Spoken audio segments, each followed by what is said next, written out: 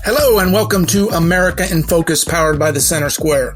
I'm Dan McCaleb, executive editor of the Center Square Newswire service. Joining me today is Casey Harper, the Center Square's Washington, D.C. bureau chief. How are you, Casey? Doing well, Dan. How are you doing? I am doing well, thank you. Casey, it's September 2023, September 15th to be exact. Truly. And elevated inflation is just not going away. More federal data released this week that shows essentially prices continue to rise at rates higher than the feds want and expect. Tell us about your reporting this week on inflation. Yeah, you're right. It's worth pointing out, like you said, September 15th, 2023, because this story feels like a September 15th, 2022 story. You know, this time last year and in the summer, inflation was roaring. Prices were going through the roof. It was really out of control. But then kind of coming into the new year, inflation really slowed down. It was getting to a much more manageable level. The prices didn't go down to return to where they were before this huge spike in inflation, but it had slowed down for the most part to a pretty manageable, more normal level.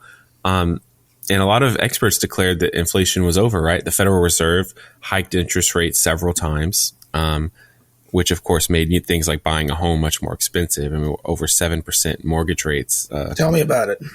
Right. And so, but that was the price we paid to get inflation down. At least that's the narrative. That's what, experts will say. But then in August, we just had this new inflation data come out. The Bureau of Labor Statistics released its consumer price index and its producer price index, which just, catalogs a litany of consumer prices and producer prices, and found that inflation is spiking again, at least in the month of August. And gas prices are a big reason for that. But, it was 0.7% or 0.6% depending on the index. But that is, basically triple what we've seen in recent months where inflation was declared over. And I mean, a 0.7% increase, Dan, in 1 month is going to lead you to something like over 7%, maybe nearly 8% for a year if this pace continued, which is extremely high inflation rate. I mean, 8% increase, 7% increase for a year is kind of what we were seeing at the height of the inflation peak. So basically, August was a month where inflation looked a lot like some of the worst months during the inflation peak. And it raises questions of, is this the future? Is this an anomaly? Are gas prices going to keep going up? And, oh, by the way, were all these Federal Reserve hikes that nearly destroyed the banking sector and made it very difficult to buy a house, were they worth it if here we are just a few months later and inflation is back to this very high level? Yeah, and Americans are feeling it, and they have been feeling it for a couple of years now. Last month, when we released the Center Square's Voters' Voice poll, 2,500 registered voters across the country, huge sample size. Inflation was their top issue. We also reported this week that Americans essentially are bringing home less money because of inflation. The U.S. Census Bureau released data this week that says median household income fell in 2022 compared to 2021. Real median household income fell by 2.3% from $76,000 in 2021 to $74,000 in 2022. That means consumers, American families, can buy less. The value of their dollar has dropped, the income that they take in because of these soaring prices. And, we're just about a little bit over a year away from a major presidential election, a major congressional election.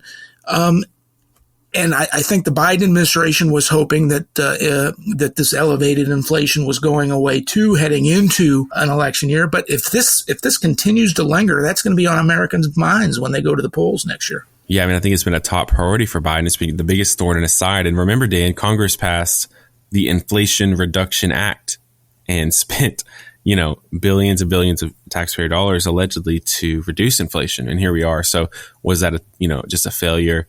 There's another question.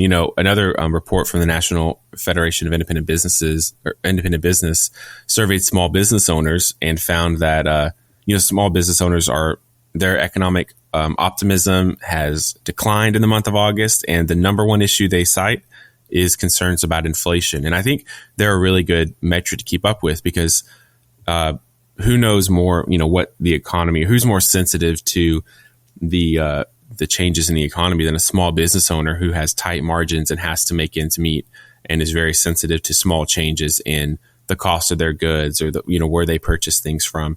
So what they're seeing is, making them less optimistic and more concerned about their number one concern, which is inflation.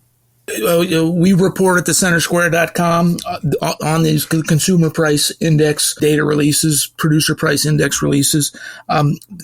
With the cost of gas and everything else on the rise, that impacts the economy, of course, because Americans just spend less. We'll continue to follow your coverage, Casey, of inflation at thecentersquare.com, but we are out of time. Listeners can keep up with this story and more at thecentersquare.com. For Casey Harper, I'm Dan McCaleb. Please subscribe. Thank you for listening.